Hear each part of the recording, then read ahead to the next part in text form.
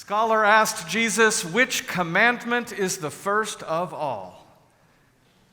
In the name of the living God, amen. Please be seated.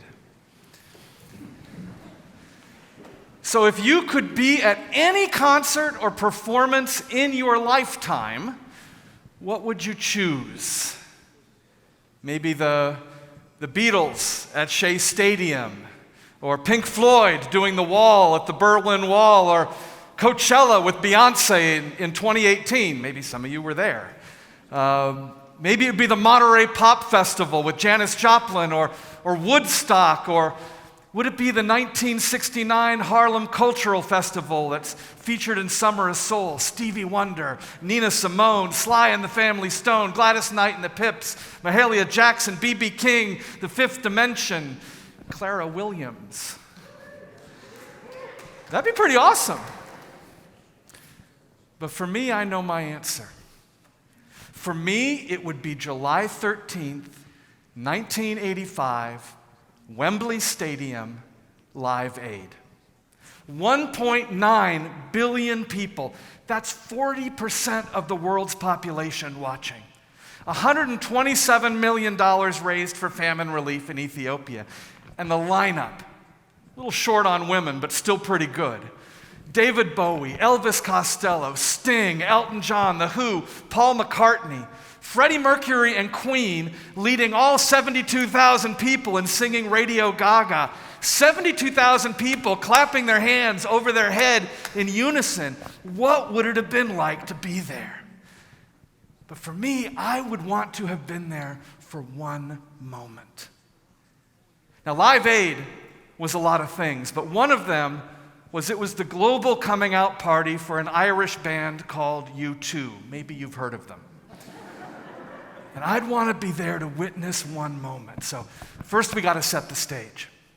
U2 was just getting started. They had just charted their first top 40 hit. So getting invited to Live Aid was huge. This could make them global rock stars. So this was really high pressure. This is career make or break. Not only did they have to give their absolute best performance, nothing could go wrong. Now, Live Aid was rigidly timed. Bands were given a window and they had to stick to it exactly. This was global television. It couldn't just run over. They had time to run on the stage, do 3 songs, and then run off. They were going to start with Sunday Bloody Sunday, move into Bad, and then end with their signature piece, their top 40 hit, Pride in the Name of Love. Now, it started out pretty well. Jack Nicholson introduced them. I mean, like, how cool is that? They did Sunday Bloody Sunday, and the crowd was into it, but it kind of still felt a little flat. And then they started Bad. Now, if you don't know U2, Bad is this transcendent ballad written about the plague of heroin addiction in Dublin in the early 80s. It's got this beautiful guitar riff that Edge came up with that just runs through the entire song. Just goes on and on. And so they launch into it, and it's going pretty well, but it still isn't feeling right. And Bono, the lead singer, in the middle of singing this song, he has an epiphany. This is not just a concert. This is the whole world coming together in love. And people aren't just listening to it, they're watching it all over the world. And so he realizes there needs to be an iconic image. An image that can connect with people wherever they are on the planet. An image that transcends language, transcends culture, one that matches or even exceeds the music's power to help the world understand that it can come together in love to heal people on this planet who are dying. An image that would not only make them remember U2, but help us all remember who we are, who we all can be. So right in the middle of the song about the power of addiction, the power of feeling like you can't break free from what is binding you, right when the lyrics are pleading for liberation, for letting go of desperation and dislocation, separation and isolation, right then Bono just drops the mic, and while the band continues to play, he runs off the stage. And he runs down some ramps in front of the stage, and then he heaves himself over and jumps down so he is at crowd level. And he sees a young girl, 15-year-old Cal Kalik, and she is being crushed by the crowd. I mean, she said later she was at the point where she was suffocating, and he frantically motions for the security guards to help her and bring her over the barriers to where he was standing. And as she collapses into him, he takes his hand in hers, and to the music of Edge's guitar riff, with nearly 2 billion people watching, this white-skinned Irish singer and this brown-skinned British Bangladeshi girl close their eyes, and cheek to cheek, they slowly begin to dance. It was the image of God's safe love, of reaching across borders and barriers to touch each other, to hold each other. For the briefest of moments, it was like the world stopped and watched them dance. I was sitting in my home in Tucson, Arizona. I remember it like it was yesterday, and my eyes were filling with tears. And it became one of the iconic images of what at the time was the largest shared experience this planet had ever had. Never had had 40% of the world's population experiencing the same thing at the same time. But the rest of the band didn't know this. You see, the cameras followed Bono as he left the stage, so all 72,000 people in Wembley Stadium could see on these giant screens what he was doing, but the band had no idea. They just knew that Bono had disappeared and that something was going on, and so they just stood there playing the same riff on a loop over and over and over again, over and over, wondering what in the world is going on. Because remember, this was rigidly timed. They were not allowed to do this.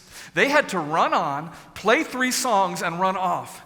And by the time Bono got back on stage to finish Bad, he'd been gone for 5 minutes. And the crew was yelling at the band to get off the stage now. So they wrapped up the song and they ran off, never having played their big finale, their top 40 hit. Now later on, people would say it was genius. The image of Bono and Cal dancing became one of the most memorable images in one of the most memorable days in rock and roll history. But at that moment, all they knew is that Bono had cost them a chance to play their big hit, and so the band was furious with him. All he had to do was follow the rules. He had put them in a terrible position, put their biggest break, the whole band's future on the line, and they thought he had absolutely blown it. And they had a point. He had absolutely left them hanging, and he apologized. He had just had a deep sense that while rules are really important, this was one of those moments where the rules didn't work anymore. They didn't serve the larger purpose of what was most important. This was a moment that called for something that is never about rules, an iconic image, a pure gesture of love. Sometimes you have to break the rules. Sometimes you have to realize the rules are holding us in fear rather than setting us free. Sometimes you just have to say, to hell with everything else. The only thing that matters is love. Now, one of the biblical scholars came near and asked Jesus, which commandment is the first of all? Now, we know this gospel story. It's like the Jeopardy question we can give before anyone hits the buzzer. What is love God with all your heart, soul, mind, and strength, and love your neighbor as yourself? We know this. And let's dive into it a little bit. The scholar is asking Jesus about the 10 Commandments. The 10 Commandments were given to the people of Israel in the desert after they had escaped enslavement in Egypt. God gave them to the people because they needed a basis for how they were going to live together and be faithful to God's liberating love. Now in Egypt, they didn't need the 10 Commandments because there were other rules. There were Pharaoh's rules. Work until you drop, because what matters is how much you can produce. What matters is how much wealth you can generate for someone else. What matters is how that you keep working and working and working, because you're not a beloved human being made in God's image. You are the means of production. And so what matters is you following the rules to maximize your productivity.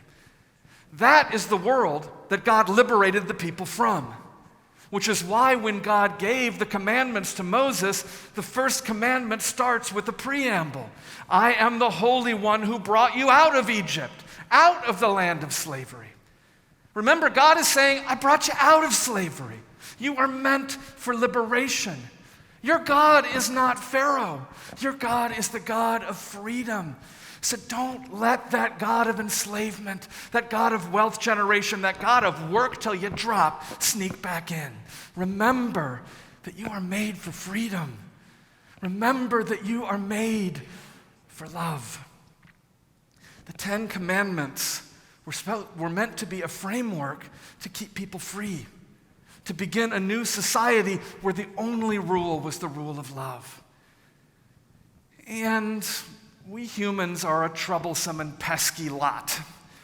We don't always get these things right. And love is hard.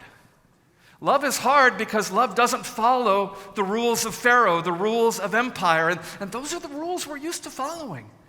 Love is unpredictable and chaotic. We want more control than that.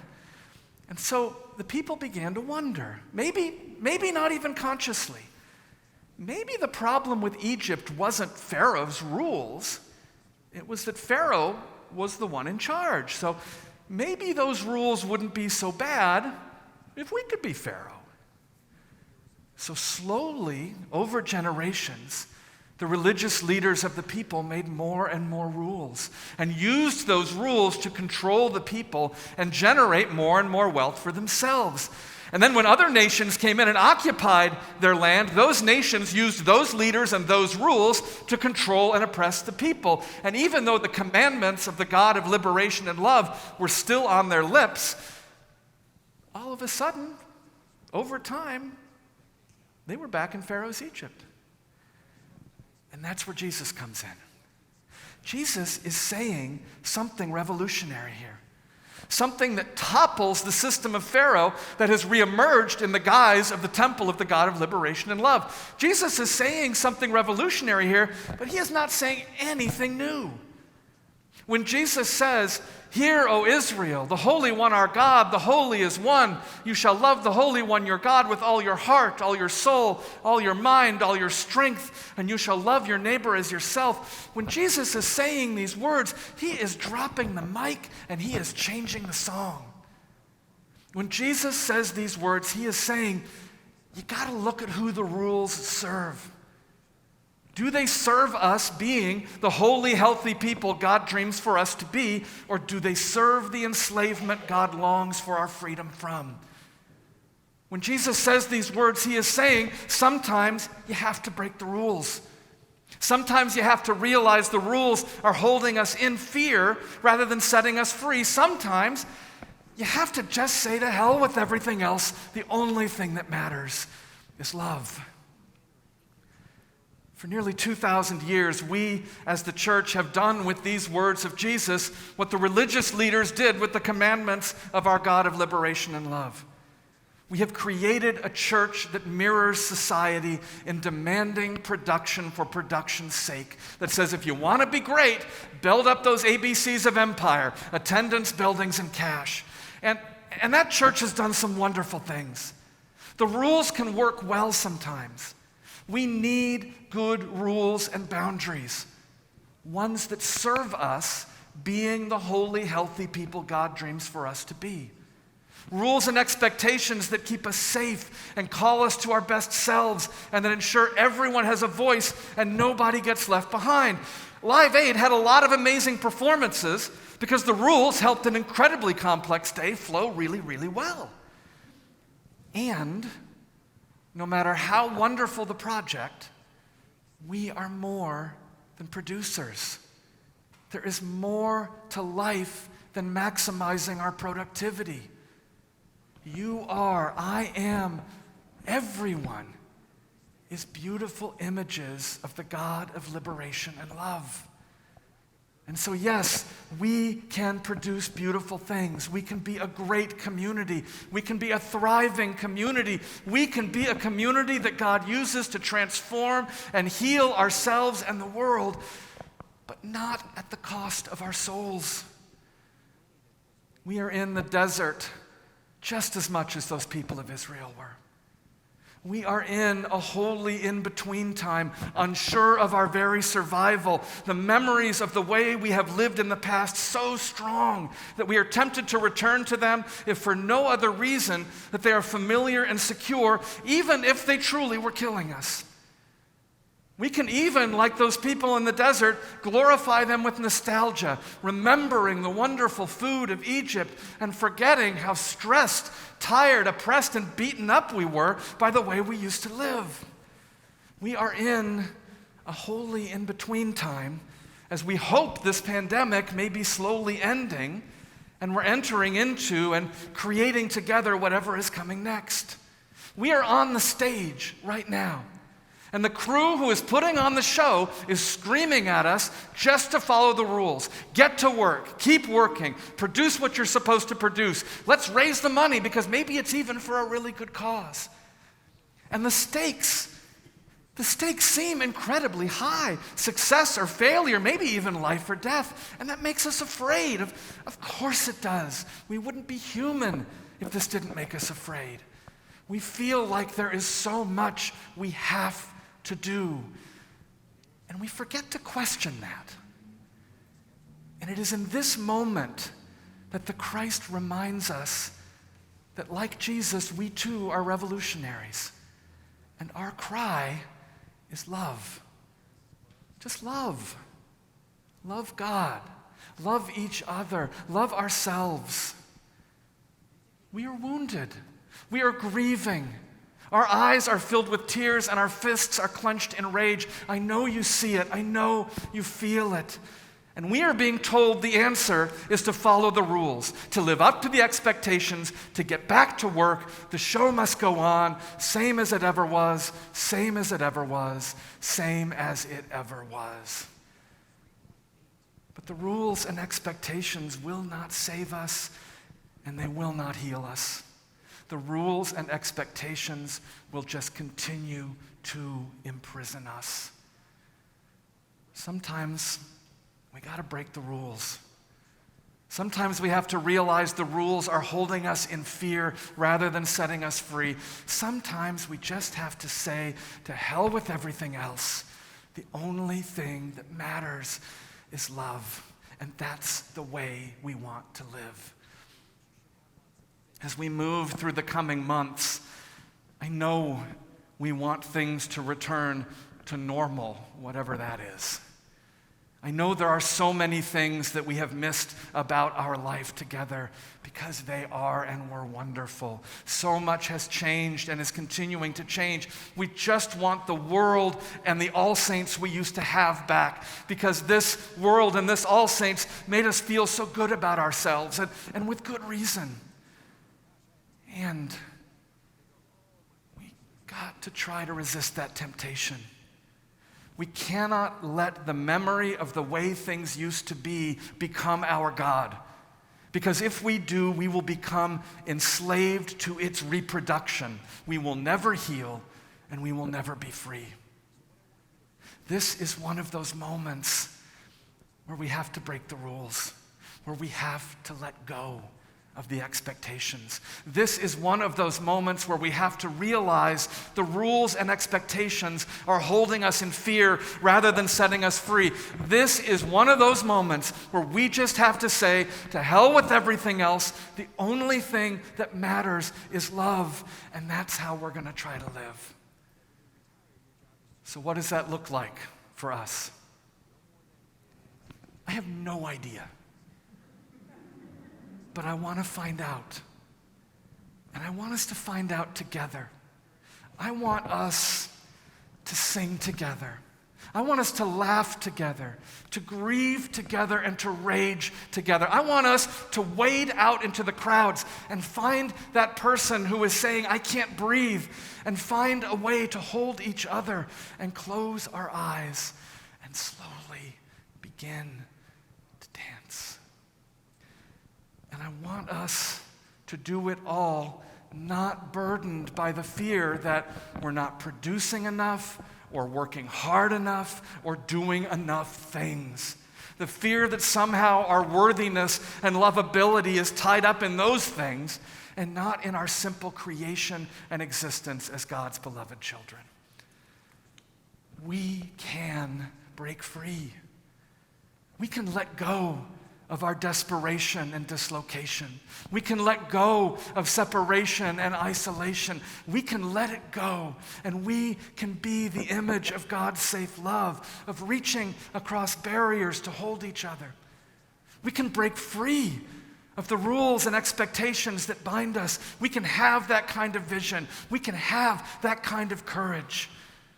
And maybe, even for the briefest of moments, the whole world will stop and watch us dance and know that love can heal us all. Amen.